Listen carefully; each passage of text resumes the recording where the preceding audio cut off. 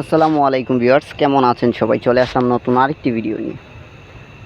তো আজকের নতুন ভিডিওটা হলো কিভাবে হাফ লেকার বক্স খাটের মধ্যে ফিনিশিং দেওয়া হয় এবং ফিনিশিং কিভাবে দিলে গ্লেজটা বেশি আসে এই বিষয় নিয়ে। তো ভিডিওটা সবাই শেষ পর্যন্ত দেখবেন দয়া করে। আর আপনি যদি আমার চ্যানেলে নতুন দর্শক হয়ে থাকেন, অবশ্যই আমার চ্যানেলটিকে সাবস্ক্রাইব করে পাশে থাকা বেল আইকনটি প্রেস করে দিবেন। আর এই ধরনের নতুন নতুন লেকার পলিশের ভিডিও পেতে আমাদের চ্যানেলটি অবশ্যই সাবস্ক্রাইব করে রাখবেন। আর ভিডিওটি যদি ভালো লেগে থাকে অবশ্যই লাইক কমেন্ট শেয়ার করবেন। এই যে দেখেন আমি যে ফিনিশিংটা দিচ্ছি সেটা হলো সাদা top coat, cut colour box খাটের মধ্যে সাদা টপ কোট দিয়ে ফিনিশিং দিচ্ছি।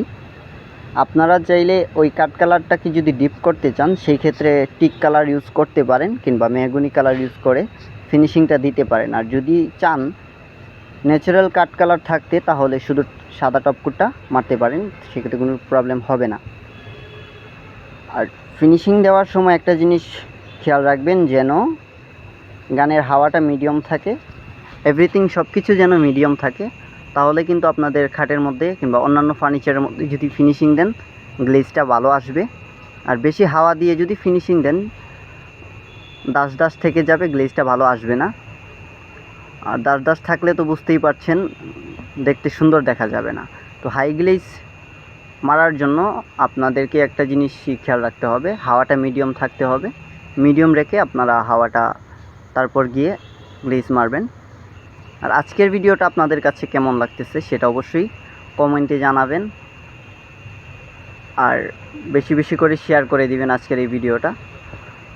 হয়তো আপনার একটা শেয়ারে আরও 10 জন দেখতে পারবে, 10 জনের কিছুটা উপকার হতে পারে।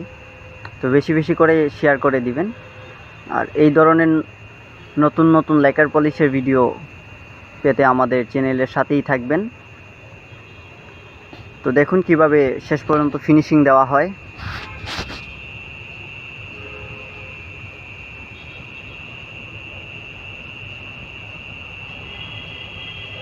তো ভালো থাকবেন সবাই, দেখা হবে নতুন আরেকটা ভিডিওতে। আল্লাহ হাফেজ।